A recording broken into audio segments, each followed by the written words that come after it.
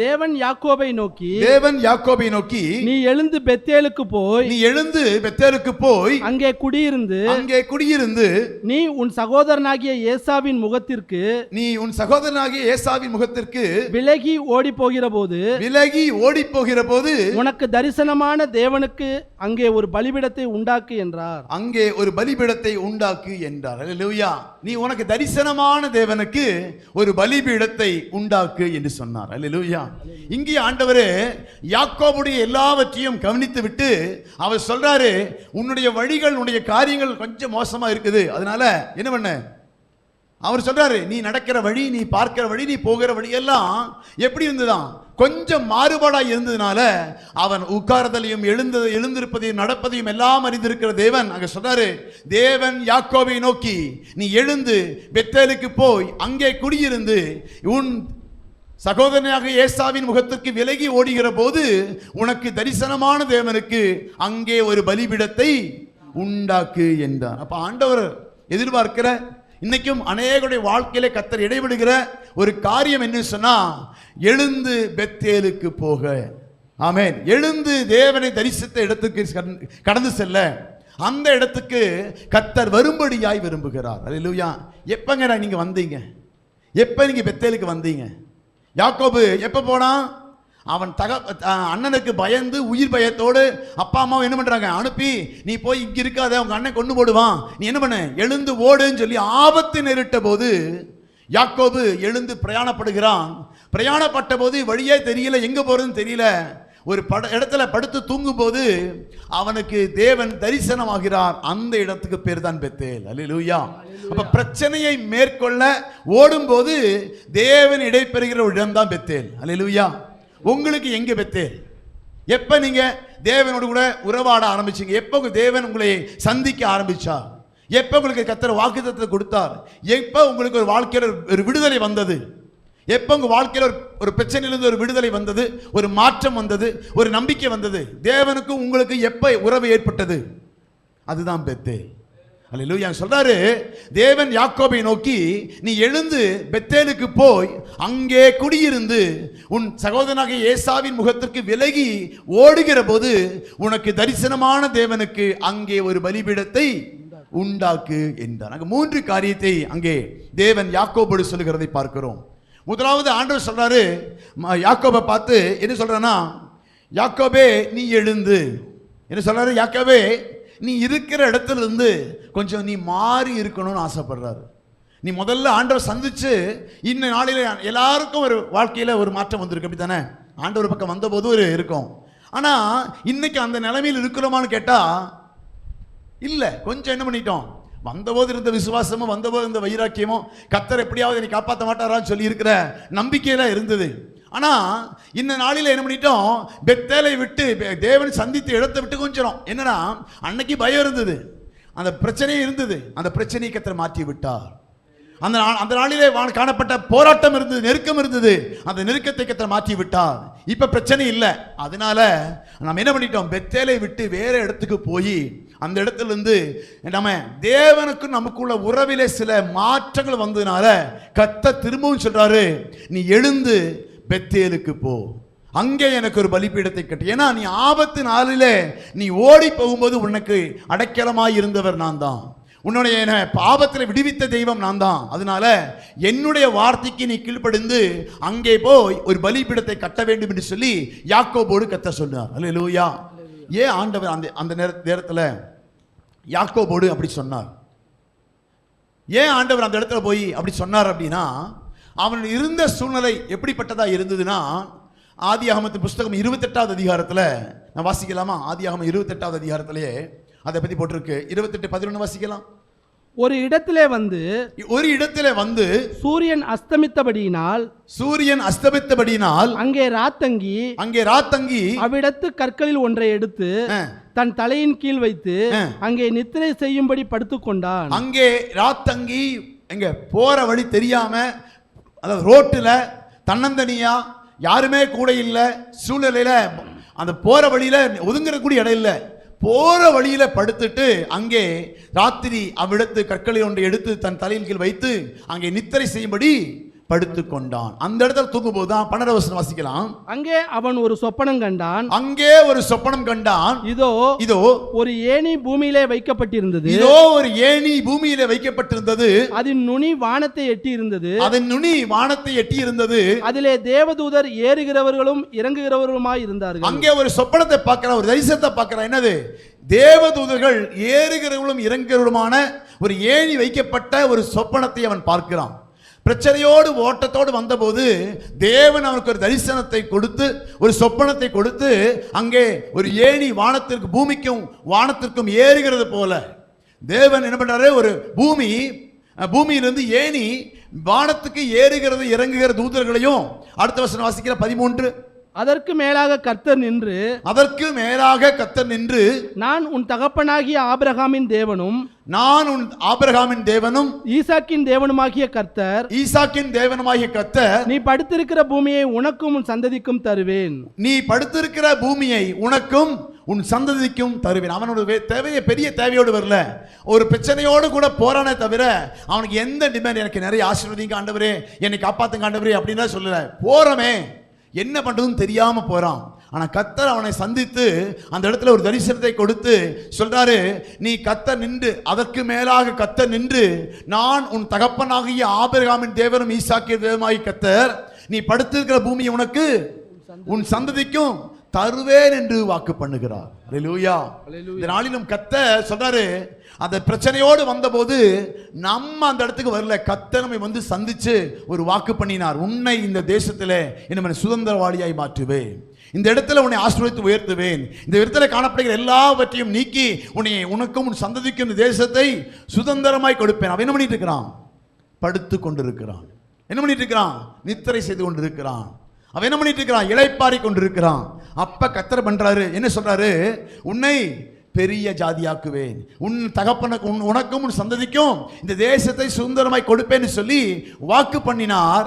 ஆனா அவன் என்ன செய்து கொண்டிருந்தான்? என்ன செய்துட்டு இருந்தா யாக்கோபு? நித்திரை செய்து கொண்டு படுத்து தூங்கிட்டு இருக்கிறான், படுத்து இருக்கிறான். ஆண்டவர் வாக்கு பண்றாரு, உனக்கும் உன் சந்ததிக்கும் இந்த தேசத்தை கொடுப்பேன். ஒரு வாக்கு தத்தத்தை கொடுக்கிறாரு, ஒரு உடன்படிக்கை பண்றாரு. நீ இந்த தேசத்துல என்ன பண்ணுவேன்? சுதந்திரமாய் மாறி இந்த தேசத்துல நீ பழுகி பெருகுவேன்னு சொல்லி அந்த யாக்கோபுக்கு அவர் வாக்கு பண்ணுகிறார். ஆனா அவன் என்ன சொல்லிட்டு இருக்கிறான்? என்ன பண்ணிட்டு இருக்கிறான்? படுத்து உறங்கி கொண்டிருக்கிறான். கர்த்தர் சொன்ன வாக்கு ஒரு நாளும் பொய்யாகாது. ஆமென். அவர் சொல்ற வாக்கை கர்த்தர் நிறைவேற்ற வல்லவரை. 14 வசனம் வாசிக்கலாம். 14. உன் சந்ததி பூமியின் தூளை போல் இருக்கும். உன் சந்ததி பூமியின் தூளை போல் இருக்கும். நீ மேற்கேயும் கிழக்கேயும் வடக்கேயும் தெற்கேயும் பரம்புவாய். உனக்குள்ளும் உன் சந்ததிக்குள்ளும் பூமியின் வம்சங்கள் எல்லாம் ஆசீர்வதிக்கப்படும். நீ ஆசீர்வாதமாய் இருப்பாய். நீ வடக்கு மேற்கு கிழக்கு தெற்கு எல்லா பகுதிகளிலும் உன் சந்ததி பெருகும். ஆனா நீ என்ன பண்ண? அவர் சொல்ற வாக்குத்தத்தம் கொடுக்கிறார். எங்க? ஒரு பிரச்சனையோடு வந்தபோது, ஒரு இடத்துக்கு வந்தபோது அங்கே சில வாக்குத்தத்தங்களை கர்த்தர் கொடுக்கிறார். நான் உனக்கும் இந்த சந்ததிக்கும் இந்த தேசத்தை தருவேன். நீ வடக்கிலும் கிழக்கிலும் மேற்கிலும் பெருக்கிலும் இடங்கொண்டு பெருகுவாய். அது மாத்திரம் இல்ல, உன் பூமியில என்னது சந்ததியெல்லாம் மணலை போல தூளை போல என்ன பண்ண பெருக்குவேன்னு சொல்லி ஆசீர்வதிப்பேன்னு சொல்லி அங்க வாக்குத்தத்தத்தை கொடுக்கிறார். அல்லேலூயா. அடுத்த வசனம் வாசிக்கலாம். 15 கூடி வாசிக்கலாம். நான் உன்னோட இருந்து நீ போகிற இடத்திலெல்லாம் உன்னை காத்து. நான் உன்னோட இருந்து நீ போகிற இடத்திலெல்லாம் உன்னை காத்து. இந்த தேசத்துக்கு உன்னை திரும்ப வர பண்ணுவேன். இந்த தேசத்துக்கு உன்னை திரும்ப வர பண்ணுவேன். நான் உனக்கு சொன்னதை செய்யும் அளவும் உன்னை கைவிடுவதில்லை என்றார். அல்லேலூயா. ஆண்டவர் சொல்றாரு, எந்த இடத்துல பார்த்து எல்லாம் சொல்லிட்டு சொல்றாரு, நான் உன்னை என்ன பண்ணுது இந்த தேசத்தை நான் சொன்ன வாக்கையெல்லாம் நிறைவேற்றி வர நீ எங்க போனாலும் கூட இருப்பேன். நீ என்ன செய்தாலும் நான் பக்கத்தில் இருப்பேன். அது மாத்திரம் இல்ல, உன்னை என்ன சொன்ன உனக்கு திரும்பி வர பண்ணுவேன்.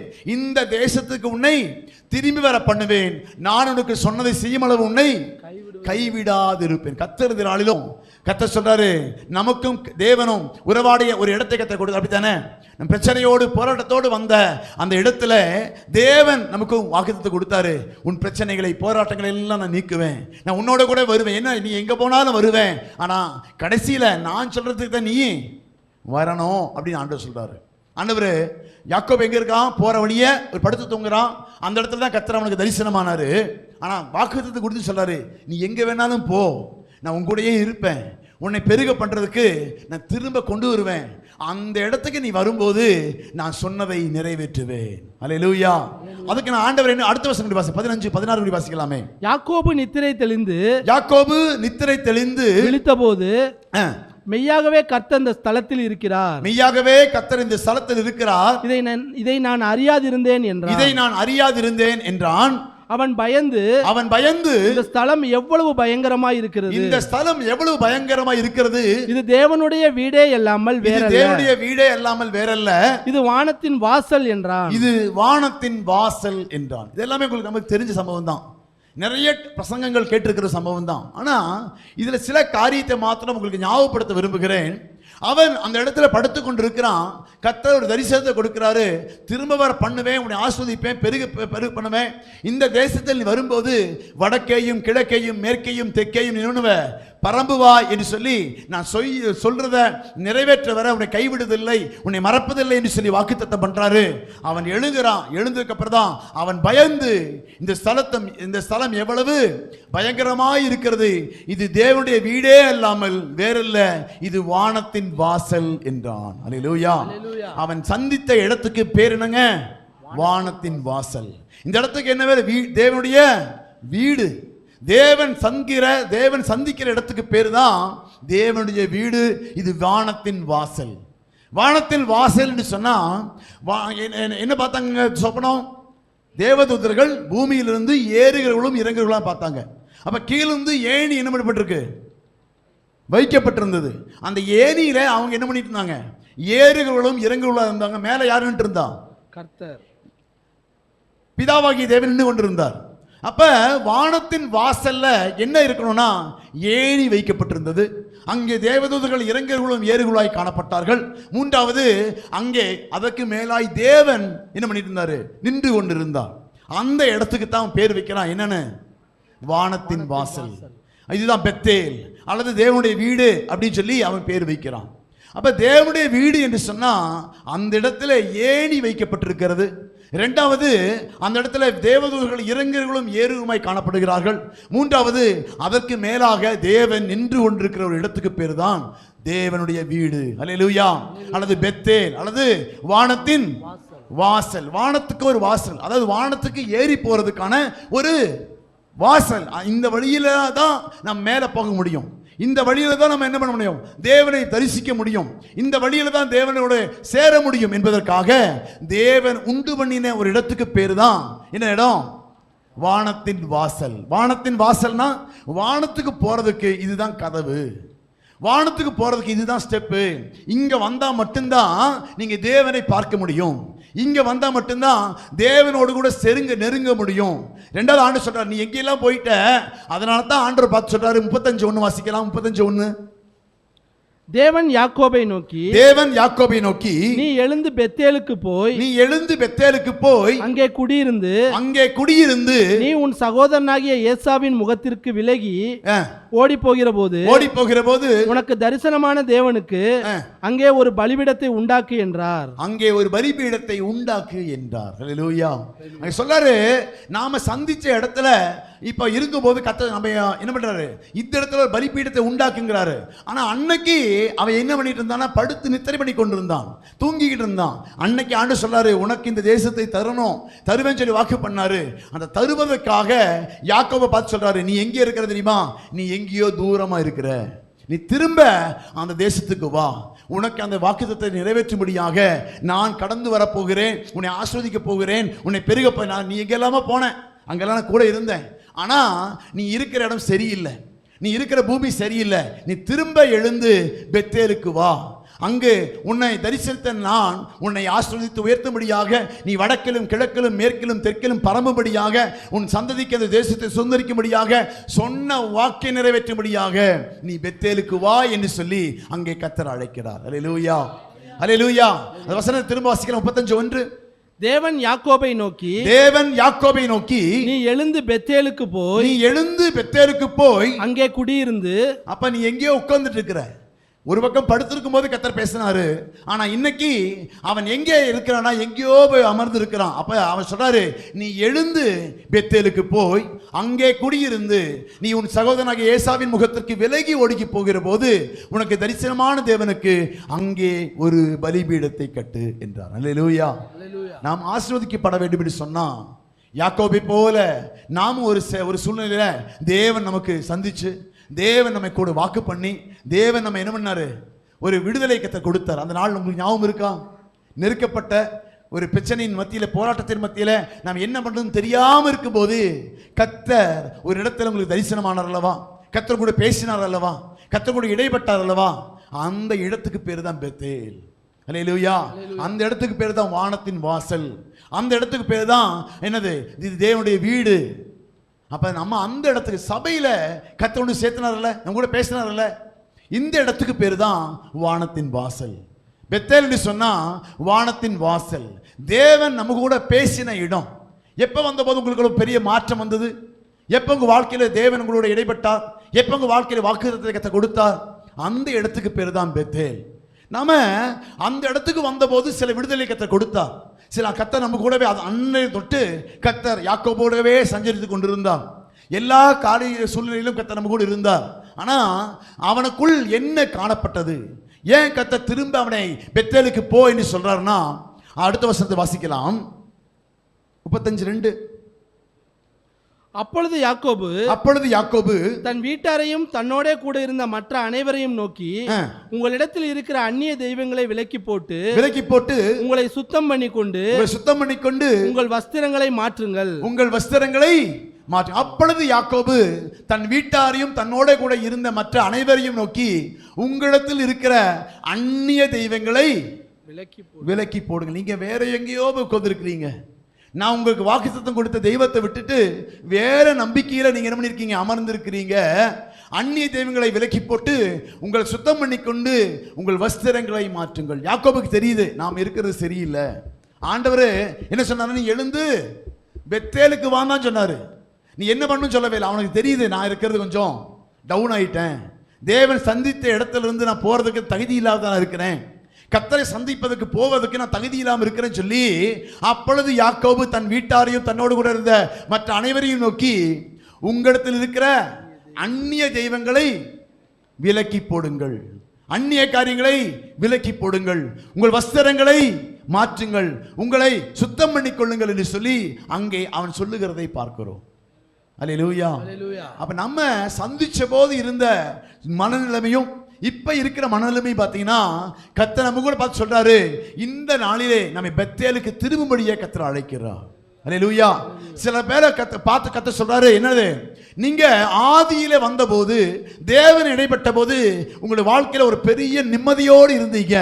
ஆனா வர வர நம்முடைய சூழ்நிலை, நம்முடைய சிந்தனைகள் எப்படி மாறிச்சுன்னா, தேவனை விட்டு பிரிக்கிறதான அந்நிய காரியங்கள் உள்ளே வந்து நுழைச்சிட்டு அவங்க சொல்றாங்க, இல்லைன்னா யாக்கோபு சொல்லிக்க மாட்டான்ல, உங்க அந்நிய தெய்வத்தெல்லாம் விலக்குன்னு சொல்லிக்க மாட்டான், வாங்க எல்லாம் சேர்ந்து பண்ணலாம், பெத்தேலுக்கு போலான்னு சொல்லி தானே சொல்லியிருப்பான்.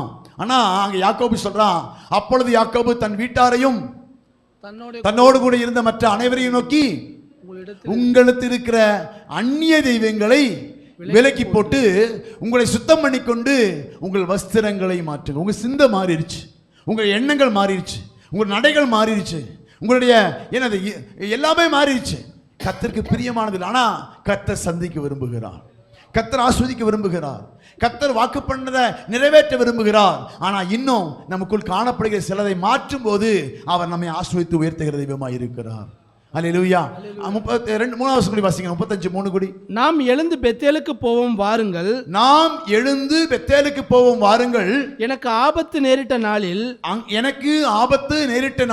என் விண்ணப்பத்துக்கு உத்தரவு அருளி செய்து நான் நடந்த வழியிலே என்னோட கூட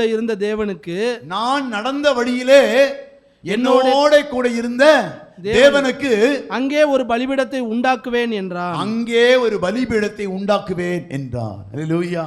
நம்ம அந்த இடத்துல போய் என்ன பண்ணணுமாமா, நம்மை சுத்தப்படுத்தி கொண்டு, நான் இதுவரை ஆராதிச்ச தெய்வம் அல்ல, இதுவரை என்னை நம்ம வாழ்க்கையை காணப்படுகிற தவறுகளை எல்லாம் சரி செய்து கொண்டு அவருக்கு ஒரு பலி செலுத்தும்படியாய் வாருங்கள் எல்லாரும் சேர்ந்து போறான்னு சொல்லி யாக்கோபு தன் இஸ்ரவேல் ஜனங்களை, தன் கூட இருந்த நம்ம குடும்பத்தாரை கூப்பிடுறான். அவங்க எல்லாரும் தேவனுக்கு அங்க ஒரு பலிபீடத்தை உண்டாக்க வேண்டும் என்றான். அடுத்த வசனம், அப்பொழுது அவர்கள் தங்கள் கையில் இருந்த எல்லா அந்நிய தெய்வங்களையும் எல்லா அந்நிய தெய்வங்களையும், என்ன கையில் இருக்குது?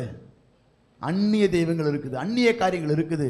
தேவன் பக்கம் திருப்ப முடியாதபடிக்கு, அவன் தேவன் ஆஸ்வதிக்க முடியாதபடிக்கு சில காரியங்கள் அவர்கிட்ட காணப்பட்டதுனால கர்த்தர் சொன்னாரு, நான் உனக்கு வாக்கு கொடுத்தேன், நீ வருவன் பார்த்துட்டே இருக்கிறேன், இன்னும் நீ வரல. உன்னிடத்தில் காணப்படுகிற அந்நிய காரியங்கள், தேவனுக்கு பிரியமில்லாத காரியங்கள், தேவன் வெறுக்கிற காரியங்கள், உணர்த்துற காரியத்திலிருந்து நீ என்ன பண்ணணும்? எல்லாவற்றையும் அந்நிய தெய்வங்களையும் தங்கள் காதணிகளையும் யாக்கோபினிடத்தில் கொடுத்தார்கள். யாக்கோபினிடத்தில் எவ்வளவு கீழ்ப்படுதல் ஜனங்கள் பாருங்களேன். யாக்கோபு அங்க சொல்றான் ஒரு வார்த்தை, நாம வாங்க பெத்தேலுக்கு போவோம், எல்லாரும் தேவனுக்கு அங்க ஒரு பலிபீடத்தை கட்டி தொழுது கொள்ள போகிறோம், அதனால உங்களை பரிசுத்தப்படுத்திக் கொள்ளுங்கள், உங்களை வாழ்க்கையில காணப்படுகிற அந்நிய தெய்வங்களை மாற்றிக்கொள்ளுங்கள் என்று சொன்னபோது அவர்கள் எல்லாரும் கீழ்ப்படிந்து தங்கள் தெய்வங்களை கொண்டு வந்து, தங்களுடைய காதலிகளை கொண்டு வந்து யாக்கோபுடைய கரங்களிலே கொடுக்கிறார்கள். ஒரு கீழ்ப்படுதல் உள்ள ஜனம், ஒரு நல்ல தேவபக்தி உள்ள ஜனம். ஒருவேளை நம்ம வாழ்க்கையில மாறி போயிருக்கிற எண்ணம் இருந்தாலும் சொன்ன போது அந்த சொன்ன சொல்லுக்கு அவர்கள் கீழ்ப்படிந்து தேவ பயத்தோடு கூட அங்கே தேவனுக்கு ஆராதிக்க வேண்டும் என்கிற எண்ணத்தோடு கூட எல்லா அந்நிய காரியங்களையும் கொண்டு வந்து அங்கே புதைக்க. அடுத்த வருஷம் அப்படியே வாசிக்கிற தொடர்ந்து, யாக்கோபு அவைகளை சீகேம் ஊர் அருகே இருந்த ஒரு கர்வாலி மரத்தின் கீழே புதைத்து போட்டான். அங்கே புதைத்து போடுகிறான். சிலதெல்லாம் என்ன பண்றான்னா, தேவையில்லாத தேவனுக்கு பிரியமில்லாத அவங்க மத்தியிலே காணப்பட்ட போது அதை புதைக்கிறதுக்கு அவர்கள் ஒப்புக் கொடுக்கிறார்கள். அங்கே யாக்கோபு அதை புதைக்கிறான். அல்லேலூயா. அப்ப நாம ஆசீர்வதிக்கப்பட வேண்டும் என்று சொன்னா தேவன் சொல்லுகிற பிரகாரம் என்ன பண்ணோம்? சில தேவையில்லாத காரியங்கள், தேவன் சந்திப்பதற்கு தடையாய் இருக்கக்கூடிய சிலதெல்லாம் உடைக்க வேண்டும், புதைக்க வேண்டும் என்று சொல்லி அங்கே கர்த்தர் விரும்புகிறார். எப்படி இவர்களுக்குள்ளாய் அந்நிய தெய்வங்கள் வந்தது? எப்படி இவர்களுக்குள்ளாய் எப்படி இந்த காரியங்கள் கடந்து வந்து, எப்படி ஆண்டவர் பிள்ளையா தான் இருந்தான். யாக்கோபு சந்திச்சா, கர்த்தர் பேசினாரு, தேவனுடைய வீடு வானத்தின் வாசல், அவன் தேவன் உண்மையாகவே நான் இங்கதான் இருக்கிறான்னு சொல்லி எல்லாம் உணர்ந்து கொண்டவன். எப்படி அவனுக்குள் அந்நிய தெய்வங்கள் வந்தது? எப்படி அவனுக்குள் கீழ்ப்படியாமைகள் வந்தது? அந்த குடும்பத்தில் தேவையில்லாத காரியங்கள், தேவனுக்கு அருவருப்பான காரியங்கள் எப்படி காணப்பட்டது அப்படின்னா 34வது அதிகாரத்தில் 1வது வசனத்தை வாசிக்கலாம். லேயாள் யாக்கோபுக்கு பெற்ற குமாரத்தி ஆகிய தீனாள் தேசத்து பெண்களை பார்க்க புறப்பட்டாள். தீனாள் தேசத்து பெண்களை பார்க்க புறப்பட்டாள். அவளை ஏவியனான எமோரியரின் குமாரனும் அத்தேசத்தின் பிரபுவுமாகிய சீகேம் என்பவன் கண்டு அவளை கொண்டு போய் அவளோட சயனித்து அவளை தீட்டுப்படுத்தினான். அவனுடைய மனம் யாக்கோபின் குமாரத்தியாகிய தீனாள் மேல் பற்றுதலாய் இருந்தது. அவன் அந்த பெண்ணை நேசித்து அந்த பெண்ணின் மனதுக்கு இன்பமாய் பேசினான். சீகேம் தன் தகப்பனாகிய ஏமோரை நோக்கி, இந்த பெண்ணை எனக்கு கொல்ல வேண்டும் என்று சொன்னான். தன் குமாரத்தியாகிய தீனாளை அவன் தீட்டுப்படுத்தினதை யாக்கோபு கேள்விப்பட்ட போது அவன் குமாரர் அவனுடைய மந்தையினிடத்தில் வெளியிலே இருந்தார்கள். அவர்கள் வருமளவும் யாக்கோபு பேசாமல் இருந்தான். அத்தருணத்தில் சீகேமின் தகப்பனாகிய ஏமோர் புறப்பட்டு யாக்கோபோடே பேசும்படி அவனிடத்தில் வந்தான். இங்க பாருங்க, அந்த தேசத்துல எங்க இருக்கிறாங்க அப்படின்னா வேற தேசத்துல குடியிருக்கிறான். எங்க? யாக்கோபு அந்த தேசத்தில் குடியிருந்த போது அங்க இருக்கக்கூடிய தேசத்தின் இடத்துல யாரு சுத்தப்பாகி போனான்? யாக்கோபுடைய பெண்ணாய் இருக்கக்கூடிய தீனாள் என்ற ஒரு மகள் இருந்தா. 12 பிள்ளைகளும் ஒரே ஒரு பெண் பிள்ளையும் இருந்தது யாக்கோபுக்கு. அந்த 13வது பிள்ளை தீனாள் என்ன பண்ற அப்படின்னா, தன் தேசத்தை சுற்றி பார்க்கும்படியாக, அந்த தேசத்துல நண்பர்களை பார்க்கும்படியாக அந்த அப்படியே சுத்திட்டு பார்த்துட்டு வரலாம் அப்படின்னு சொல்லிட்டு அந்த தேசத்துக்கு போறாங்க. போகும்போது அங்கே அவள் தீட்டுப்படுகிறாள். தீட்டுப்பட்டதுனால அந்த இடத்துல இருக்கக்கூடிய நபர்கள் என்ன சொன்னாங்க, எப்படியோ தீட்டாயிருச்சுங்க. அங்க அந்த சீகேமின் தகப்பனாகி ஏமோர் புறப்பட்டு யாக்கோபிடத்தில் வந்து என்ன சொல்றான்னா, 8வது வசனம் வாசிக்கலாம். 8 ஏமோர் அவர்களோட பேசி என் குமாரனாகிய சீகேமின் மனது உங்கள் குமாரத்தின் மேல் பற்றுதலாய் இருக்கிறது, எங்கள் மனது உங்கள் குமாரத்தின் மேல் பற்றுதலாய் இருக்கிறது, அவளை அவனுக்கு மனைவியாக கொடுங்கள், அவளை அவனுக்கு மனைவியாக கொடுங்கள், நீங்கள் எங்களோட சம்பந்தம் கலந்து உங்கள் குமாரத்திகளை எங்களுக்கு கொடுத்து எங்கள் குமாரத்திகளை உங்களுக்கு கொண்டு எங்களோட வாசம் பண்ணுங்கள், தேசம் உங்கள் முன்பாக இருக்கிறது, இதிலே குடியிருந்து வியாபாரம் பண்ணி பொருள் சம்பாதித்து அதை கையாண்டு கொண்டிருங்கள் என்றான். பாருங்க என்னெல்லாம் சொல்றான் பாத்தீங்களா? ஒரு தவறான பயபக்தி இல்லாத ஒரு பெண் பிள்ளை நிமித்தம் அந்த தேசத்தில் அடங்கி இருக்க வேண்டிய ஒரு பெண் பிள்ளை என்ன பண்ணா, கொஞ்சம் தேசத்தை சுற்றி பார்க்கும்படியாக தன்னுடைய இஷ்டத்தின்படியாக தன் தகப்பன் தாயெல்லாம் விட்டு தனியாக ஊர் சுத்த போன போது அவள் தீட்டுப்பட்டதுனால உலகத்தின் மேல் இருந்த அந்த அன்பினால அவள் தீட்டுப்படுகிறான், உலகத்தின் மேல் இருந்த ஆசையினால தேவனுடைய இருந்து பிரிக்கப்படுகிறான், உலகத்தோடு உள்ள உறவு அவளுக்குள்ள ஏற்படுகிறது.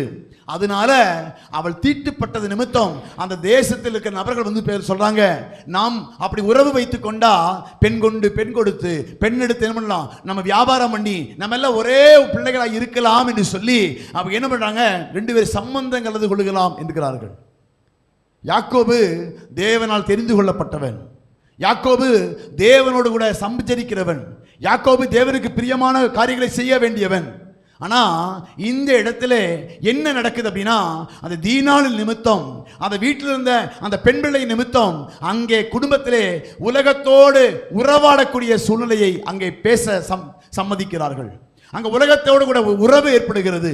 இந்த உலகத்தோடு இந்த உறவினாலே அந்த பெண்கள் சொல்றாங்க, 10வது வசனம், எங்களோட வாசம் பண்ணுங்கள், தேசம் உங்கள் முன்பாக இருக்கிறது, இதிலே குடியிருந்து வியாபாரம் பண்ணி பொருள் சம்பாதித்து அதை கையாண்டு கொண்டிருங்கள் என்றான். என்று சொல்லி 11 சீகேமும் அவள் தகப்பனையும் அவள் சகோதரரையும் நோக்கி, உங்கள் கண்களில் எனக்கு தயவு கிடைக்க வேண்டும், நீங்கள் என்னிடத்தில் எதை கேட்டாலும் தருகிறேன். எவ்வளவு ஆஃபர் வருது பாத்தீங்களா?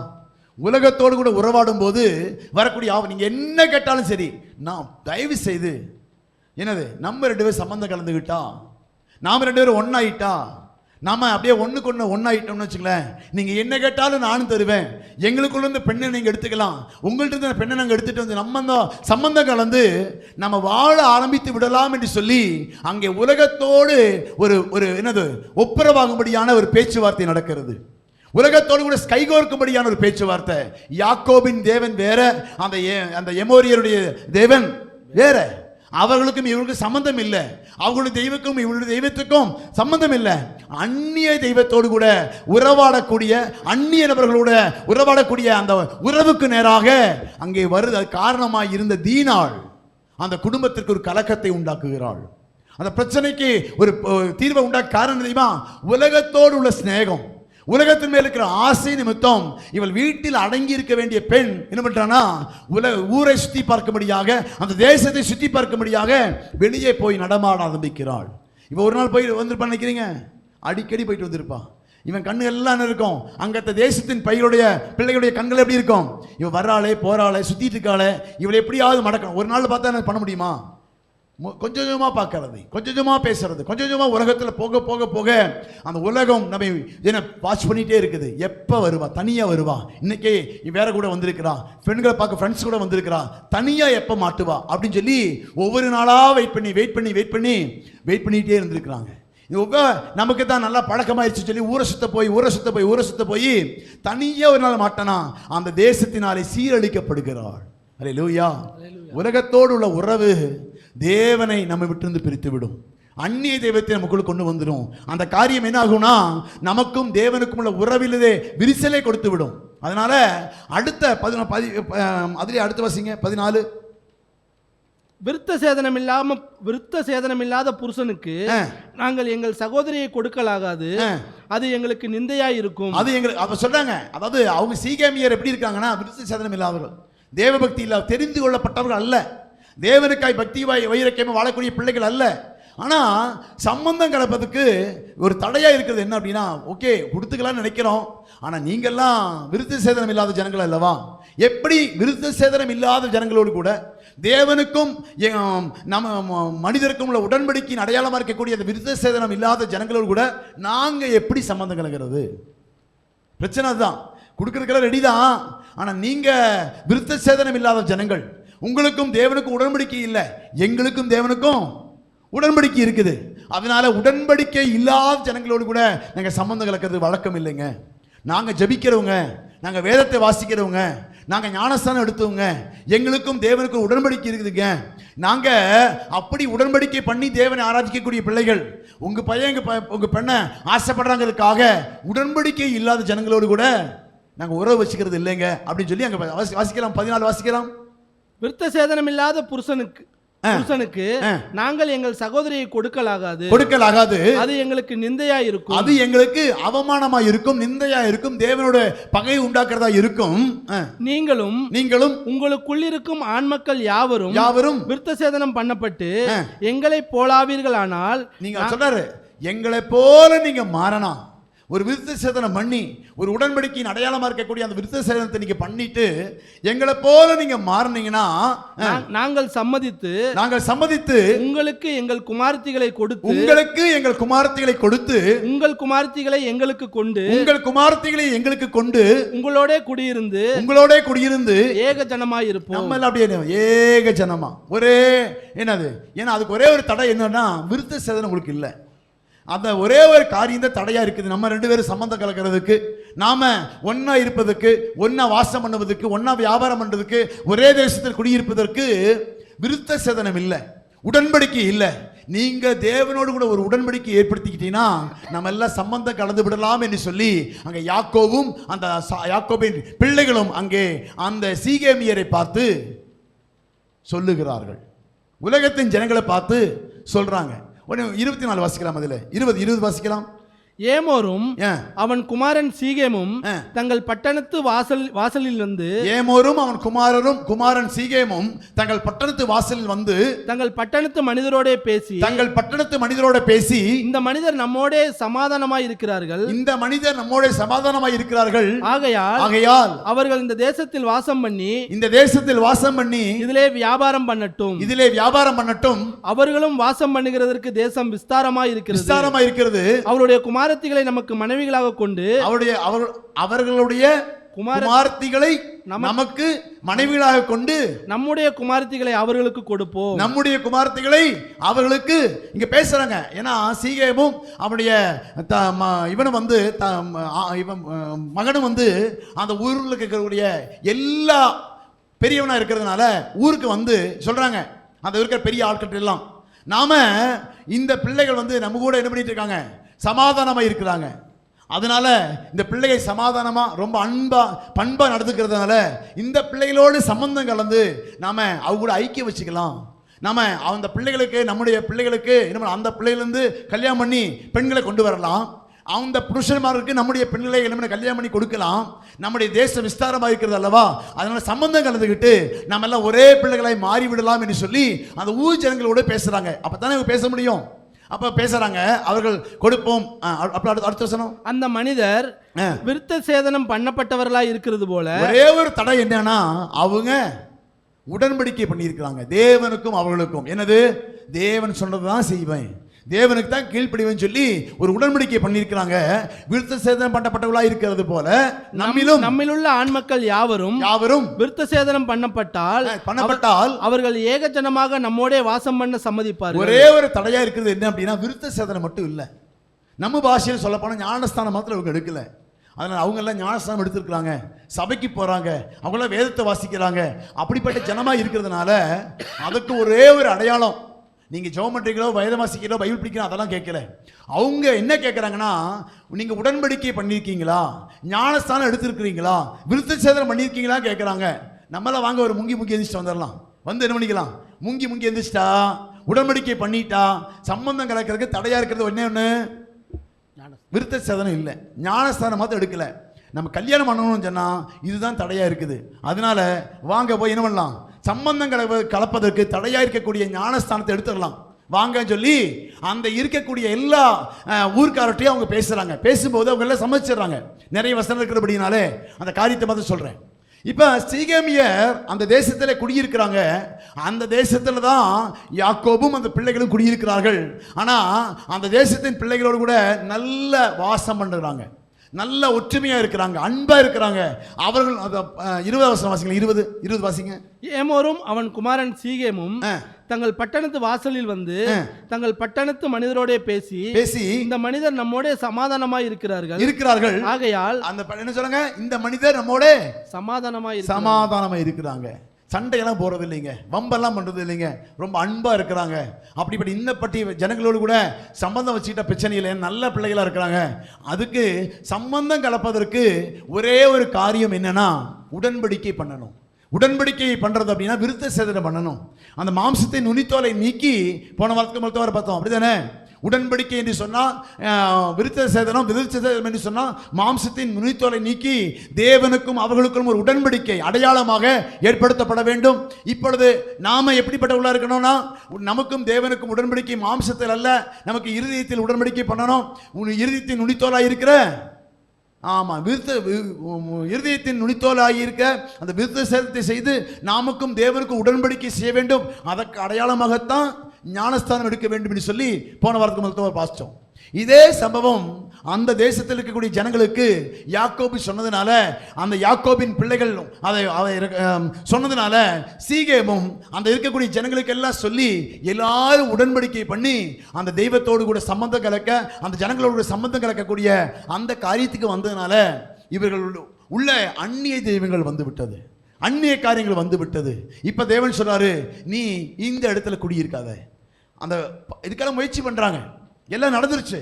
அப்பதான் கர்த்தர் சொல்றாரு யாக்கோபை பார்த்து, இப்படிப்பட்ட உறவு கூட இருக்கக்கூடிய யாக்கோபை தான் கர்த்தர் சொல்றாரு. 35:1 வாசிக்கலாம். 35:1. தேவன் யாக்கோபை நோக்கி நீ எழுந்து பெத்தேலுக்கு போய் அங்கே குடியிருந்து நீ உன் சகோதரனாகிய ஏசாவின் முகத்திற்கு விலகி ஓடி போகிற போது உனக்கு தரிசனமான தேவனுக்கு அங்கே ஒரு பலிபீடத்தை உண்டாக்கு என்றார். அங்கே ஒரு பலிபீடத்தை உண்டாக்கு என்றார். எங்க பலிபீடம் கட்டணும்? பெத்தேலிலே. எங்க பலிபீடம் கட்டணும்? தேவன் சொல்லுகிற இடத்திலே. நம்ம குடியிருக்கிற இடத்துல நம்முடைய காட்சிப்பாடுகள் மாறுது.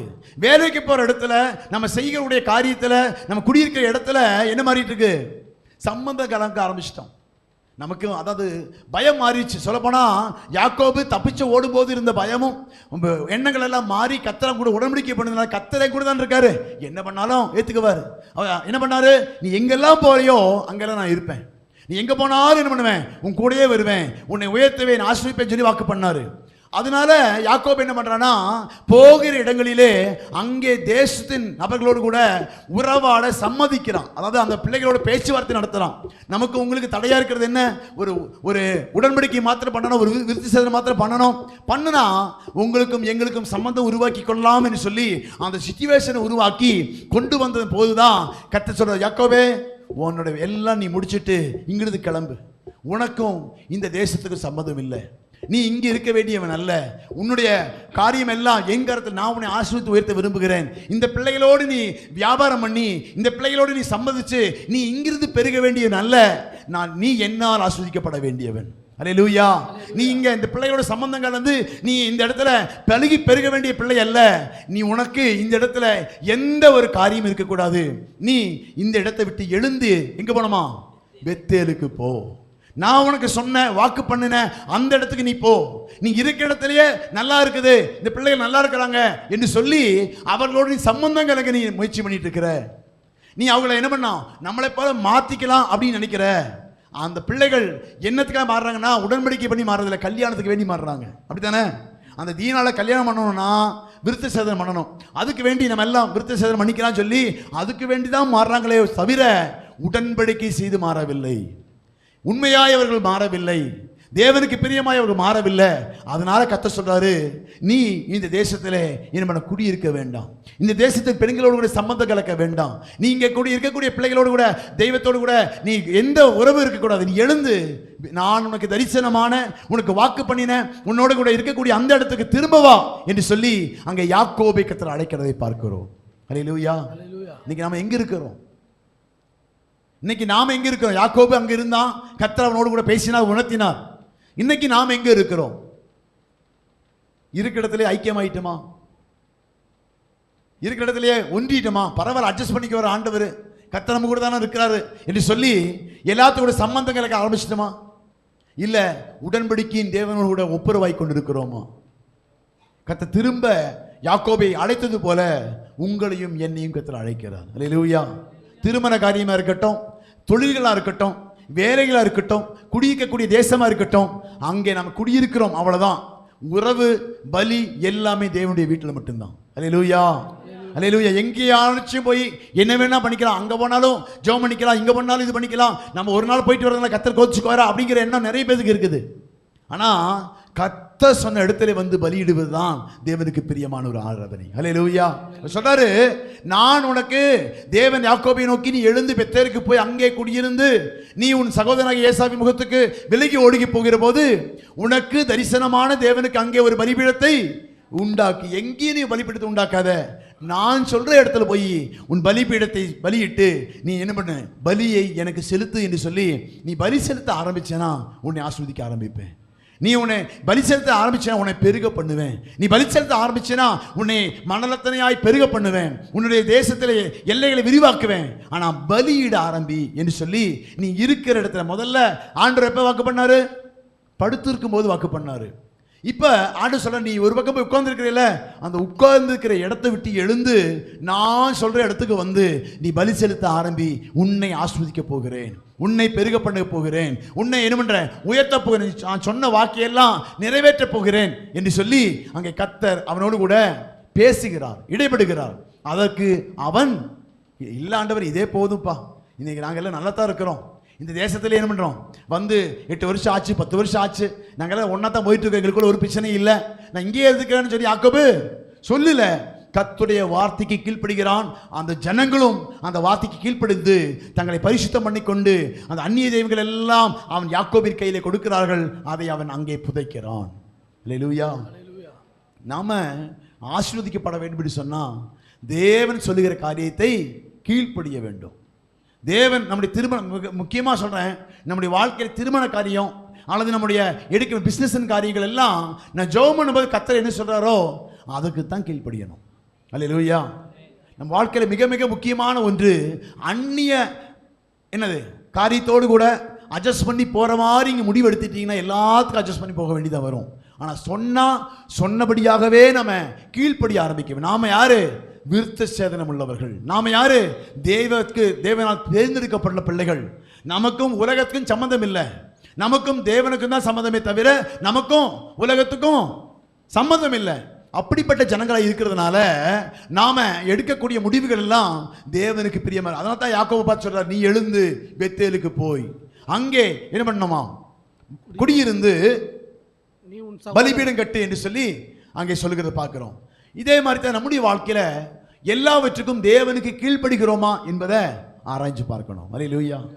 மிக மிக முக்கியமானது. கர்த்தர் அங்கே ஏன் இடப்படுறாருன்னா, அவங்க தெய்வங்கள் எல்லாம் கூடி அவங்களோட உறவாடி அவங்க மனசு மாறிட்டு இருக்குது. ஏன்னா அவங்க எல்லாம் விருத்த சேதனம் பண்ணிட்டாங்க. அடுத்தது சொன்ன வாக்கு நிறைவேற்றணும், அப்படித்தானே? அவங்க எல்லாம் பண்ணிட்டாங்க, விருத்த சேதனம் பண்ணிட்டாங்க. அங்கே கொஞ்சம் ஜனங்கள்லாம் விருத்த சேதனம் பண்ணதுனால இவங்க எல்லாம் போய் எல்லாரையும் கொண்டு போட்டாங்க. கொண்டு போட்டதுனால இங்க இருக்கக்கூடிய ஜனங்கள் எல்லாம் அந்த கட்டளை நிறைவேற்றி முடிச்சுட்டாங்க. அடுத்தது என்ன பண்ணுவாங்க? இவன் கட்டளை நிறைவேற்றதான். அடுத்த வசனம் வாசிக்கலாமே, 3ஆவது வசனம் வாசிக்கலாம். நாம் எழுந்து பெத்தேலுக்கு போவோம், வாருங்கள். எனக்கு ஆபத்து நேரிட்ட நாளில் என் விண்ணப்பத்துக்கு உத்தரவு அருளி செய்து நான் நடந்த வழியிலே என்னோட கூட இருந்த தேவனுக்கு அங்கே ஒரு பலிபீடத்தை உண்டாக்குவேன் என்றான். அப்பொழுது அவர்கள் தங்கள் கையில் இருந்த எல்லா அந்நிய தெய்வங்களையும் தங்கள் காதணிகளையும் யாக்கோபிடத்தில் கொடுத்தார்கள். யாக்கோபு அவைகளை சீகேம் ஊர் அருகே இருந்த ஒரு கர்வாலி மரத்தின் கீழ் புதைத்து போட்டான். எல்லாவற்றையும் புதைத்து போட்டான். அந்த இடத்துல இருக்கக்கூடிய எல்லா அந்நிய தெய்வங்களையும் காதணிகள் எல்லாம் கழட்டி வந்து கொடுக்குறாங்க. அந்த கொடுத்ததெல்லாம் கொண்டு போய் அங்க இருக்கக்கூடிய ஒரு கருவாரி மரத்தின் கீழே புதைத்து போடுகிறான். அடுத்த வசனம் வாசிக்கலாம். பின்பு பிரயாணம் புறப்பட்டார்கள். அதுவரை இருந்த எல்லாவற்றையும் சரிப்படுத்தி கொண்டு தேவனை சந்திக்கும்படியாக, தேவனுக்கு பலியிடும்படியாக அங்கே பிரயாணம் பண்ணினார்கள், பிரயாணம் புறப்பட்டார்கள். அவர்களை சுற்றிலும் இருந்த பட்டணத்தாருக்கு தேவனாலே பயங்கரம் உண்டானதினால் அவர்கள் யாக்கோபின் குமாரரை பின்தொடராதிருந்தார்கள். ஒரே வசனத்தை சொன்னதுனால நமக்கு புரியல. இவங்க சம்பந்தம் கலக்கிறதுக்கு எல்லாம் முயற்சி பண்ணி அவங்கள விருத்த சேதனம் பண்ணதுனால இந்த பிள்ளைகள் எல்லாம் போய் யாக்கோபினுடைய போய் என்ன பண்ணிட்டாங்க, எல்லாரையும் கொண்டு போட்டதுனால அங்க இருக்கக்கூடிய எல்லா ஜனங்களும் இவர்களை எதிர்க்க ஆரம்பிக்கிறாங்க. நீங்க எல்லாம் அப்படி சொல்லிட்டு நீங்க எல்லாம் என்ன பண்ற சொல்லாம என்ன பண்ணிட்டு வாக்கு மாறி அவங்கள கொண்டு போட்டீங்களே சொல்லி ஒரு பிரச்சனை பண்றாங்க. ரெண்டாவது அந்நிய தெய்வங்கள் எல்லாம் புதைக்கிறாங்க. புதைக்கும் போது அங்க இருக்க ஜனங்க விட்டுருவாங்களா?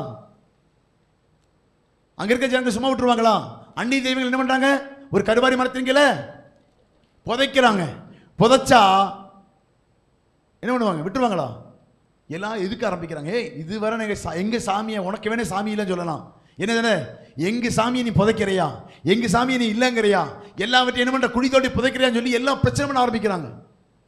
எது எப்படி எங்க தெய்வத்தை என்ன பண்ற, உனக்கு வேணா நீ தெய்வத்தை மாத்தியா, எங்க தெய்வத்தை மாற்றவே முடியாது. அங்கே ஒரே பிரச்சனை. பின்பு பிரயாணம் புறப்பட்டார்கள்.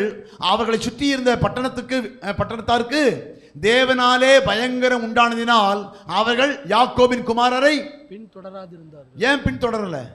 பின்தொடர்ந்து வந்து பிரச்சனை பண்றாங்க, பின்தொடர்ந்து வந்து போராட்டம் பண்றாங்க, ஒரே நெருக்கப்படுறாங்க. உன்னுடைய தெய்வம் தான் பெரிய தெய்வம் சொல்றியா, அப்ப எங்க தெய்வம் மேல சும்மாவா என்று சொல்லி அவர்களுக்கும் யாக்கோபின் பிள்ளைகளுக்கும் ஒரே பிரச்சனை, ஒரே நெருக்கம். பின்தொடர்ந்து வந்து நெருக்கத்தைப்படுறாங்க, போராட்டப்படுறாங்க, உபத்திரவப்படுறாங்க. அவங்க ஒண்ணுமே பண்ண முடியல. ஏன்னா நம்ம நினைக்கிறோம் அந்நிய தெய்வத்தை விட்டு நம்ம பண்ணும்போது சும்மா இருப்பாங்களா? அந்த தெய்வம், அந்த ஜனங்கள் சும்மா இருப்பாங்களா? அங்க பாருங்க, அவர்கள் யாக்கோபின் குமாரரை பின்தொடர்ந்து நெருக்கி பிரச்சனைகளை கொண்டு வந்து, போராட்டங்களை கொண்டு வந்து அவளை துன்புறுத்தி கொண்டு இருக்கிறார்கள். அப்ப கர்த்தர் சொல்றாரு, அவங்க அப்ப தேவன் பயங்கரம், பட்டணத்தாருக்கு தேவனாலே பயங்கரம் வந்தது. ஒரு பயங்கரம் எப்ப வந்ததுன்னா, அந்த தெய்வத்துக்கு முன்னால தேவனுக்கு மாறணும்னு சொல்லி வைராக்கியமா சில தீர்மானம் எடுக்கிறாங்க. இதுவரை தப்பு பண்ணிட்டேன், இதுவரை அந்நிய தெய்வங்களை வச்சிருந்தேன், இன்னையோட இதெல்லாம் நான் மாற்றுறேன்னு சொல்லி நீங்க முடிவெடுத்து பாருங்க, உங்களுக்கு ஒரு போராட்டம் வரும். நான் இதுவரை பாவத்தோடு எல்லாம் தொடர்பில் இருக்கிறேன், தேவனுக்கு பிரியமான காரியத்தை செய்து பிரியமா இல்லாத காரியத்தை செய்து கொண்டு இருக்கிறேன் என்று சொல்லி ஒரு தீர்மானம் பண்ணி அதை புதைக்கிறதுக்கு முயற்சி பண்ணீங்கன்னா ஒரு போராட்டம் வரும். அப்படித்தான் யாக்கோபின் ஜனங்களுக்கு அந்த தேசத்தாரினாலே ஒரு போராட்டம் வந்தது. என்ன போராட்டம்? எங்க தெய்வத்தை விட்டு நீ போறியா, எங்க தெய்வத்தை நீ புதைக்கிறியா, நீ மனம் திரும்புறியா, எப்படி நீ வாழ்றன்னு பார்த்துக்கலாம், நீ எப்படி நீ சரியாகிறன்னு பார்த்துக்கலாம், நீ அப்படியெல்லாம் போயிட முடியாதுன்னு சொல்லி அங்கே ஒரு போராட்டம், ஒரு நெருக்கமும் அந்த தேசத்து ஜனங்களாலே யாக்கோபுக்கும் அந்த பிள்ளைகளுக்கும் வருது.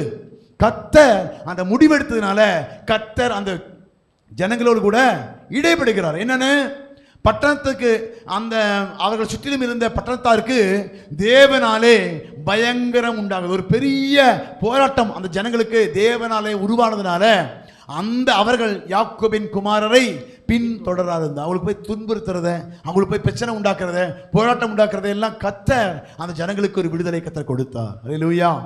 இந்த நாளிலும் தேவனை பின்பற்ற வேண்டும் என்று சொல்லி நீங்க தீர்மானம் பண்ணீங்கன்னா சில போராட்டங்கள் வரும். தேவனோடு சொன்னபடி யாக்கோபே நீ எழுந்து பெத்தேலுக்கு போய் அங்கே பலி செலுத்து என்று சொன்னபோது அதுக்கு கீழ்ப்படிய நீங்கள் ஆயத்தமானீங்கன்னா சில போராட்டங்கள் அந்த தேசத்தினாலே, அங்கே குடியிருக்கக்கூடிய ஜனங்களினாலே அங்கே காணப்படுகிற சில காரியங்கள் காணப்படும். ஆனால் நீங்கள் தொடர்ந்து அதை முயற்சி பிரயாணம் பண்ண புறப்பட்டீங்கன்னா கர்த்தர் உங்களுக்காக யுத்தம் பண்ணி காணப்படுகிற எல்லா சூழ்நிலையை கர்த்தர் மாற்றி தேவனாலே பயங்கரம் உண்டானதினால் அவர்கள் யாக்கோபின் குமாரரை பின்தொடராதிருந்தார்கள். அல்லேலூயா. அப்ப நம்ம வாழ்க்கையிலே அந்த பிரச்சனைகள் எல்லாம் முடிவு கொண்டு வர்றதுக்கு, சில நெருக்கங்களுக்கெல்லாம் கர்த்தர் முடிவு கொண்டு வர்றதுக்கு அவரை சார்ந்து வாழ நீங்கள் தீர்மானிக்க வேண்டும். அல்லேலூயா. அந்த தேவனோடு கூட சஞ்சரிப்பதற்கு நீங்கள் உங்களை எல்லாவற்றையும் விலக்கிறதுக்கு நீங்க தீர்மானிச்சு விலக்கி தேவனுக்கு பிரியமாய் நீங்க நடக்க ஆரம்பிச்சீங்கன்னா கர்த்தர் உங்களுக்காய் யுத்தம் பண்ணுவார். கர்த்தர் உங்களுக்காய் என்ன பண்ணுவார், காரியத்தை வாய்க்க பண்ணுவார். அடுத்த வருஷத்தை வாசிக்கலாம். யாக்கோபும் அவனோடே கூட இருந்த எல்லா ஜனங்களும் கானான் தேசத்தில் உள்ள பெத்தேல் என்னும் லூசுக்கு வந்தார்கள். கானான் தேசத்தில் உள்ள பெத்தேல் என்னும் லூசுக்கு வந்தார்கள். இதுக்கு முன்னால இவன் பலி செலுத்துற வர அந்த இடத்துக்கு பேர் என்னது? லூஸ். அதானே அந்த இடத்துக்கு பேரு லூஸ். ஆனா இவன் வச்ச பேரு தான் பெத்தேல். தேவன் வச்ச பேரு தான் என்னது? பெத்தேல் இது தேவனுடைய வீடு, தேவனுடைய வானத்தின் வாசல் அப்படின்னு சொல்லி யாக்கோபு பேர் வைக்கிறான் அந்த இடத்துக்கு. ஏன்னா தேவனை சந்தித்த இடத்துக்கு தேவனுக்கு ஒரு பேர் வைக்கிறான். அந்த இடத்துக்கு யாக்கோபு ஒரு பேர் வைக்கிறான். என்னது? இது வானத்தின் வாசல், இது பெத்தேல், இது தேவனுடைய வீடு என்று சொல்லி அவன் அங்கே ஒரு பேர் வைக்கிறான். ஆனா உலகத்தாரெல்லாம் வச்சிருந்த பேர் அதுக்கு என்னது? லூஸ். என்ன இடத்துக்கு பேரு? வாய் திறந்தா சொல்லுங்களேன். என்னது? லூஸ். அந்த இடத்துக்கு உலகத்தாரெல்லாம் வச்சிருக்கிறான். அந்த இடத்துக்கு பேர் என்னது? லூஸ். நம்ம ஆண்டவர் ஆராதிக்கக்கூடிய பிள்ளைகள் வச்சிருக்கிற பேர் என்னது? பெத்தேல், தேவனுடைய வீடு. அதனால தான் அந்த பிள்ளைகள் எல்லாம் நம்ம ஆராதனைக்கு போகும்போது என்ன சொல்றாங்க? லூஸா இருக்கிறியடி, எங்கடி போற, ஆராதனைக்கு போறிய லூஸான்னு கேட்குறாங்க. இந்த இடம் அவங்களுக்கு எப்படி தெரியுது? லூஸா தான் தெரியுது. நமக்கு தான் தெரியும் இது தேவனை சந்திக்கிற இடம். அல்லேலூயா. இது தேவனை ஆராதிக்கிற இடம், இது பெத்தேல் என்று நமக்கு உங்களுக்கு எனக்கு தான் தெரியும். ஆனா உலகத்துக்கெல்லாம் இது லூசு, உங்களுக்கு எனக்கு இது பெத்தேல். அல்லேலூயா. அவன் பெத்தேலுக்கு வரும்போது தான் ஆசீர்வாதத்தை பெற்றுக்கொள்ள முடியும். உலகம் பார்க்குறான், நம்ம தான் பார்த்து அவனை பார்த்து, டே நீ பெத்தேல் அதாவது லூஸா இருக்கிறடா, பெத்தேலுக்கு வாடா நம்ம கூப்பிடணும். என்ன சொன்னோம்?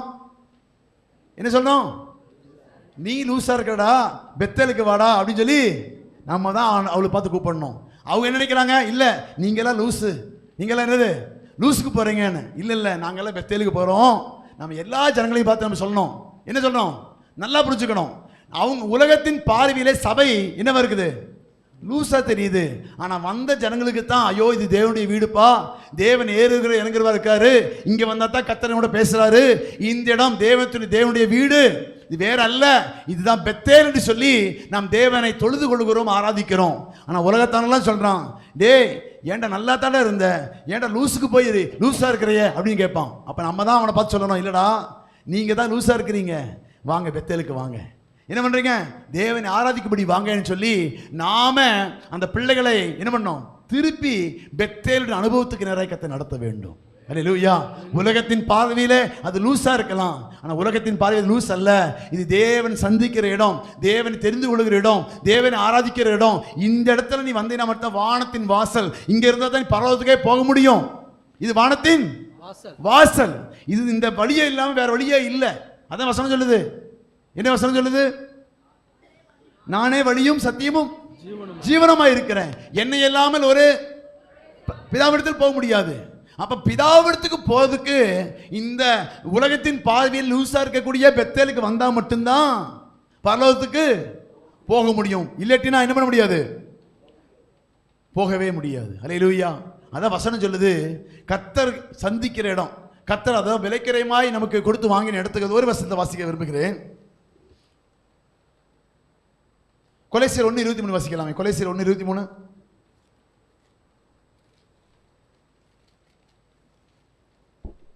அந்த சுவிசேஷம் வானத்தின் கீழ் இருக்கிற சகல சிருஷ்டிகளுக்கும், வானத்தின் கீழ் இருக்கிற சகல சிருஷ்டிகளுக்கும் பிரசங்கிக்கப்பட்டு வருகிறது. என்ன இந்த சுவிசேஷம் எல்லா ஜனங்களுக்கும் என்ன பண்ணிட்டு இருக்குது? பிரசங்கிக்கப்பட்டு வருகிறது. அப்போஸ்தலர் 4:12 வாசிங்களா. அப்போஸ்தலர் 4:12 வாசிங்க. அவராலே அன்றி வேறொருவராலும் ரட்சிப்பு இல்லை, நாம் ரட்சிக்கப்படுவதற்கு வானத்தின் கீழெங்கும் மனுஷர்களுக்குள்ளே அவருடைய நாமமே அல்லாமல் வேறொரு நாமம் கட்டளையிடப்படவும் இல்லை என்றார். வேறொரு நாமம் இந்த வாசல் வழியா தான் போனோம். இதுதான் வாசல், தேவன் தான் வாசல். இந்த வாசல் இல்லாம வேற எந்த நாமம் கொடுக்கப்படல. வேற எந்த நாமம்னா இயேசு என்கிற நாமத்தை தவிர வேற எந்த நாமமும் பரலோகத்துக்கு போறதுக்கு கொடுக்கப்படவில்லை. அங்க பாருங்க, அவராலே அன்றி, இயேசுவாலே அன்றி வேறொருவராலும் ரட்சிக்கப்பட முடியாம, பாவம் கழுவப்பட முடியாம யாரும் பரலோகத்துக்கு போக முடியாது. அப்ப பாவம் கழுவப்படுவதற்கு இயேசு கிறிஸ்து மட்டும்தான் ரத்தத்தை சிந்தி பண்ணியிருக்காரு, தன் ஜீவனை கொடுத்திருக்கிறாரு. அதனால் அந்த நாமம் இல்லாம ஒருவனும் ரட்சிக்கப்படும்படிக்கு வானத்தின் கீழெங்கும் மனுஷருக்குள்ளே அவருடைய நாமமே அல்லாமல் வேறொரு நாமம் கட்டளையிடப்படவில்லை.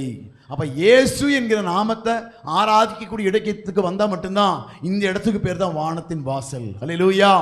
இந்த இடத்துக்கு வரும்போது தான் கர்த்தர் நம்மை பலுகி பெருக பண்ணுகிறார், ஆசீர்வதிக்கிறார், வாழ்க்கையை உயர்த்துகிறார், வாக்குத்தத்தத்தை நிறைவேற்றுகிறார். ஆனா நாம் எங்க இருக்கிறோம்? யாக்கோபு எங்கே குடியிருந்தானோ அங்கே குடியிருந்து கொண்டிருக்கிறான். கர்த்தர் அவனை பார்த்து சொல்றாரு, யாக்கோபே நீ எங்க பெத்தேலுக்கு வா, என்னை தொழுது கொள்ள ஆரம்பி, எனக்கு ஒரு பலிபீடத்தை பலியிட ஆரம்பி, நான் உன்னை ஆஸ்வதிக்க விரும்புகிறேன், உன்னை பெருக பண்ண விரும்புகிறேன். ஆனால் நீ இருக்கக்கூடிய இடம் உலகத்தோடு கூட ஐக்கியமாகி கொண்டு உலகத்தின் காரியத்தோடனே நேசித்து உலகத்தின் காரியத்தை உனக்கு சம்மத்தத்தை உருவாக்கி கொள்ள நீ முயற்சி பண்ணி கொண்டிருக்கிறாய். நீ அங்கே இருந்தேனா உன் வாக்குத்தத்தை நிறைவேற்ற முடியாது. நீ எழுந்து பெத்தேலுக்கு வா, உன்னை பெருக பண்ண போகிறேன், உன்னை ஆஸ்வதிக்க போகிறேன்னு சொல்லி சொன்னபோது யாக்கோபும் அவனுடைய பிள்ளைகளும் எல்லாம் எழுந்து அந்நிய காரியத்தை எல்லாம் என்ன பண்ண எடுத்துக்கொண்டு ஒரு மரத்தின் கீழே புதைத்து விட்டு தேவனை தொழுது கொள்ள, தேவனுக்கு பலிபீடம் கட்ட பெத்தேலுக்கு வந்தார்கள். அங்கே அவர்கள் ஆஸ்வதிக்கப்பட்டார்கள். அல்லேலூயா. இந்த நாளிலும் யாக்கோபாய் இருக்கக்கூடிய உங்களையும் என்னையும் பார்த்து ஆண்டவர் சொல்றாரு, உனக்கு வாக்குத்தத்தை நிறைவேற்ற நான் ஆயத்தமா இருக்கிறேன். நான் சொன்னதை நிறைவேற்ற. அன்னைக்கு நீ படுத்துட்டு இருந்த, அன்னைக்கு நீ ஜெபம் பண்ண ஆரம்பிக்கல, இன்னைக்கு பலி செலுத்த ஆரம்பி, உன்னை நான் ஆஸ்வதித்து உயர்த்த போகிறேன். அல்லேலூயா. நீ வந்த என்ன பண்ணணுமா, நீ ஆஸ்வதிக்கப்படணும்னா உன் பலிபீடத்தை செப்பனிட்டு. அன்னைக்கு படுத்திருக்கும் போது தரிசனம் தான் சொன்னாரு, அன்னைக்கு வாக்குத்தத்தம் கொடுத்தாரு. வாக்குத்தத்தத்தை சுதந்திரித்துக் கொள்ள வேண்டும் என்று சொன்னா நீங்கள் பெத்தேலுக்கு வர வேண்டும், அங்கே பலி செலுத்த வேண்டும். அல்லேலூயா. அப்பதான் கர்த்தரால் ஆஸ்வதிக்கப்பட முடியும். அதைத்தான் கர்த்தர் விரும்புகிறார். அப்ப கர்த்தர் யாக்கோபை பார்த்து சொல்றாரு, யாக்கோபே நீ எழுந்து பெத்தேலுக்கு போய் உனக்கு தரிசனமான தேவனுக்கு பலி செலுத்து என்று சொன்னார். அதற்கு யாக்கோபு கீழ்ப்படிந்தான். அது நிமித்தம் அவன் தேசத்திலே கீர்த்தி புகழ்ச்சியுமாய் கர்த்தர் மாற்றி ஆசீர்வதித்து உயர்த்தினார். அல்லேலூயா. இந்த நாளிலும் கர்த்தர் உங்களை பார்த்து சொல்றாரு, உங்களை ஆஸ்வதிக்க விரும்புகிறார், சொன்ன வாக்குத்தத்தை நிறைவேற்ற விரும்புகிறார். நீங்கள் எழுந்து பெத்தேலுக்கு வர வேண்டும். அல்லேலூயா. பெத்தேலுக்கு வந்து அங்கே தேவனுக்கு பலி செலுத்த வேண்டும். அங்கே உலகம் அப்ப சொல்லும்போது சொல்லுவாங்க, எல்லாருக்கும் அது பெரிய காரியம் தான். ஏன்னா தனியா வரும்போது உலகத்தில் இருக்கிறவங்க எல்லாம் சொல்லுவாங்க, என்னடா போயும் இப்படி மாறிட்டியாடா, இப்படி அப்ப அந்நிய தெய்வத்தெல்லாம் விட்டுட்டு வந்துட்டியாடா என்று சொல்லி நிறைய பேர் ஏளனம் பண்ணுவாங்க. நீங்க அவங்களுக்கு சொல்லணும், அவங்களுடைய பார்வையிலே நமக்கு ஏளனமா தெரியும், கர்த்தருடைய பார்வையிலே விலையேற பெற்றவர்களை மாற்றுவார். அல்லேலூயா. அதனால நாம லூசுக்கு வந்திருக்கிறோம் அப்படி நினைக்காதீங்க, நாம் பெத்தேலுக்கு வந்திருக்கிறோம். உலகத்தில் இருக்கக்கூடிய எல்லா ஜனங்களையும் எதிர்க்கக்கூடிய இடம் தான் என்னது, பெத்தேல். ஆனா நமக்கு தான் தெரியும் இது வானத்தின் வாசல். தேவன் இறங்குகிற ஏறுகிற இடத்துக்கு நீங்கள் வந்து உங்கள் பலிகளை நீங்கள் செலுத்த ஆரம்பிக்கும் போதுதான் நீங்க அங்கே குடியிருந்து அங்கே பலி 35:1 கூடி வாசிக்கலாம். 35:1. தேவன் யாக்கோபை நோக்கி, நீ எழுந்து பெத்தேலுக்கு போய் அங்கே குடியிருந்து நீ உன் சகோதரனாகிய ஏசாவின் முகத்திற்கு விலகி ஓடி போகிற போது உனக்கு தரிசனமான தேவனுக்கு அங்கே ஒரு பலிபீடத்தை உண்டாக்கு என்றார். அங்கே ஒரு பலிபீடத்தை உண்டாக்கி என்றார். அப்ப நம்ம பலியிட வேண்டும். நம்ம இதுவரை படுத்துட்டு இருந்தோம், எங்கேயோ உட்கார்ந்துட்டு இருந்தோம். கர்த்தர் பார்த்து, நீ எழுந்து நான் உனக்கு தரிசனமான இடத்துக்கு நீ கடந்து போய் பலியிடு என்று சொல்லி கர்த்தர் சொல்லுகிறார். அல்லேலூயா. படுத்திருக்கும் போது உங்களுக்கு ஒருவேளை வந்த போது அன்னைக்கெல்லாம் ஆண்டவர் பெருசா கண்டுக்க மாட்டாரு. நீங்க எப்ப அன்னைக்கெல்லாம் உங்களை ஆஸ்வதிச்சிருப்பாரு, உங்க பிரச்சனையிலிருந்து விடுவிச்சிருப்பாரு. ஆனா இந்த நாளில் நீங்க ஆஸ்வதிக்கப்பட வேண்டும், கர்த்தரால் நீங்க பெருகப்பட வேண்டும், கர்த்தருக்கு பிரியமான காரியத்தை நீங்க செய்ய வேண்டும் என்று நீங்க யோசிக்கிறீங்கன்னா, நீங்க மாறணும் சொல்லி விரும்புறீங்கன்னா நீங்க பெத்தேலுக்கு வந்து பலி செலுத்த ஆரம்பிக்க வேண்டும். அல்லேலூயா. அப்பதான் கர்த்தர் உங்களை சொன்ன வாக்கை நிறைவேற்றுவார். பலி செலுத்த, பலி என்று சொன்னா ஜெபிக்கிறது, வேதத்தை வாசிக்கிறது, தேவனுக்கு பிரியமான காரியத்தை செய்வது, இதுதான் பலி. இந்த பலிபீடத்தை நீங்க செப்பனிட்டு உங்க வாழ்க்கை ஜெபங்களை நீங்க என்ன பண்ண ஜெபிக்க ஆரம்பிக்க வேண்டும், வேதத்தை வாசிக்க ஆரம்பிக்க வேண்டும், தேவனுக்கு பிரியமாய் பக்தியாய் நடந்து கொள்ள ஆரம்பிக்க வேண்டும்.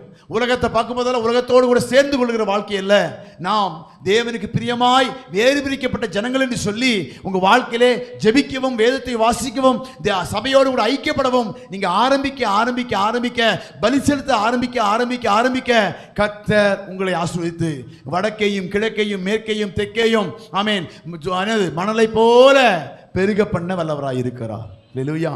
இந்த நாள் இந்த வார்த்தையை கேட்டு யாரால ஒப்புக்கிற கண்களை மூடி ஜெபிக்க போறோம்.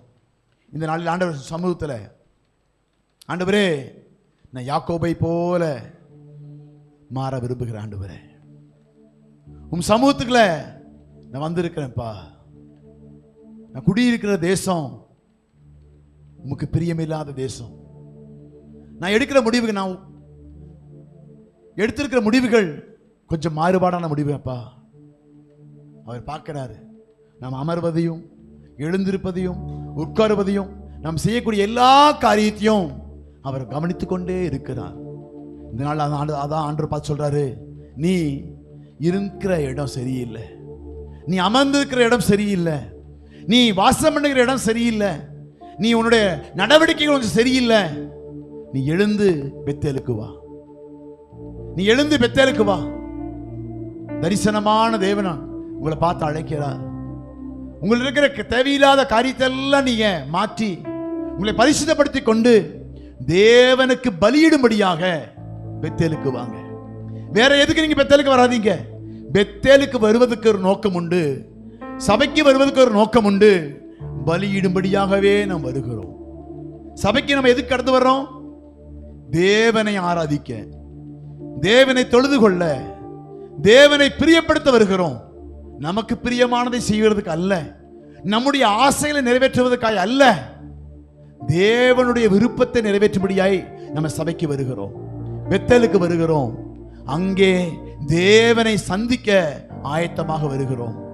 இதுக்கு மேல நீங்க சபைக்கு வரும்போதுதான் கர்த்தர் அந்த இடத்துக்கு மேலே ஏறுகிறவரும் இறங்குற தூதரோடு கூட கடந்து வந்து நம்முடைய எல்லா ஜெபங்களுக்கும் விண்ணப்பங்களுக்கும் பதில் கொடுத்து நம் வாக்கு தத்தத்தை கொடுத்து அதை நிறைவேற்றி நம்மை ஆசீர்வதிக்கிற தேவன் அவர். யாக்கோபை அப்படித்தான் கர்த்தர் கொண்டு வந்து அந்த தேசத்திலே வர வர அவன் பெயரை மாற்றி, அதுக்கப்புறம் வாசிச்சு பாருங்க, அவனை யாக்கோபை நீ இனி முதல் நீ யாக்கோபே என்று சொல்லப்படாம இஸ்ரவேல் என்று சொல்லி அவனை ஆசீர்வதித்து அந்த தேசத்திலே அவனை பெருக பண்ணினார், அந்த தேசத்திலே அவனை உயர்த்தினார், அந்த தேசத்திலே அவனை புகழ்ச்சியும் கீர்த்தியுமாய் மாற்றினார். பெயரை மாற்றப்பட்டு யாக்கோபை இஸ்ரவேலாய் ஆசீர்வதித்து, இஸ்ரவேலை ஆசீர்வதிப்பதே தேவனுக்கு பிரியம் என்று சொல்லி பெருக பண்ணுகிற நல்ல தகப்பனுடைய கிருபையுள்ள கரத்துல இந்த நாளிலும் திரும்பும்படியாக, பெத்தேலுக்கு திரும்பும்படியாக ஒப்பு கொடுப்ப. ஆண்டவரே, நமக்கு பிரியமில்லாத காரியங்கள் வாழ்க்கையிலே காணப்படுமானா, தேவையில்லாத இடங்களுக்கு நாம் செல்லுகிற பிள்ளைகளாய் காணப்பட்ட அதீனாலை போல தேவையில்லாத தொடர்பிலே நாம் இருப்போம் என்று சொன்னா, உலகத்தோடு கூட ஐக்கியத்தில் இருப்போம் என்று சொன்னா, இந்த நாளிலே கர்த்தர் எச்சரிக்க விரும்புகிறார். உன் வாழ்க்கையிலே இருக்கிற இடத்திலிருந்து தேவனுக்கு பிரியமாய் வாழ மாற கர்த்தர் விரும்புகிறார். ஆண்டவரே, இந்த நாளில் அர்ப்பணிக்கிறேன் அப்பா, இந்த நாள் ஒப்பு கொடுக்கிறேன் ஆண்டவரே. தீனாலை போல, யாக்கோபை போல, பிள்ளைகளை போல தேவையில்லாத இடத்துல நாங்கள் குடியிருக்கிறோம், சம்பந்தம் கிடைக்கிறதுக்கு நாங்கள் ரெடியா இருக்கிறோம், வேலைகள் தொழில் செய்வதற்கு நாங்கள் ரெடியா இருக்கிறோம், அங்கே நாங்கள் பலிகை பெறுவதற்கு ஆசையா இருக்கிறோம். இல்லப்பா, ஆண்டவர் உங்களை பார்த்து சொல்றாரு, நீங்க அங்க இருக்காதீங்க, நீங்க பெத்தேலுக்கு வாங்க, சபைக்கு வாங்க. இந்த இடத்துல தான் உங்களுக்கு பரலோகத்துக்கான வாசல், இங்கதான் உங்களை ஆசீர்வதித்து உயர்த்த போகிறேன், இந்த இடத்துல தான் உங்களை கீர்த்தி புகழ்ச்சியும் வைக்க போகிறேன். எனக்கு பலி செலுத்த ஆரம்பிங்க, எனக்கு பலி செலுத்த ஆரம்பிங்க, என்னை பார்த்து கூப்பிட ஆரம்பிங்க, என்னிடத்துல உங்க மண்டாட்டுகள் எல்லாம் சொல்ல ஆரம்பிங்க. உங்க வாழ்க்கையிலே மாற்ற கர்த்தர் வல்லவராய் இருக்கிறார். நல்ல தகப்பனே, இந்த காலை வேளைக்காய் நன்றி ஆண்டவரே. இந்த நாளிலும் ஆண்டவரே, நாங்கள் உன் சமூகத்துக்கு வந்திருக்கிறோம். இந்த பெத்தேலின் அனுபவம் இந்த பிள்ளைகளுடைய வாழ்க்கையில உருவாகும்படி நாங்கள் ஜெபிக்கிறோம் ஆண்டவரே. உலகத்தின் பார்வையிலே இது லூசா இருக்கலாம்ப்பா, உலகத்தின் பார்வையிலே தவறாய் இருக்கலாம் ஆண்டவரே. எங்களுக்கு தரிசனமான தேவனை நாம ஆண்டவரே, எங்களுக்கு தரிசனமான நல்ல விடுவித்த நல்ல தகப்பனை ஆராதித்து உமக்கு பிரியமான பலிகளை ஏறெடுத்து உம்மாலே ஆஸ்வதிக்கப்பட எங்களை தாழ்த்தி அர்ப்பணிக்கிறோம், ஒப்பு கொடுக்கிறோம். தொடர்ந்து நீ பொறுப்படுத்திக் கொள்ளும் வழிநடத்தும். எல்லா துதி கன மகிமை அனைத்தும் தருகிறோம். இயேசுவின் மூலம் ஜெபங்களும் பிதாவே, ஆமென்.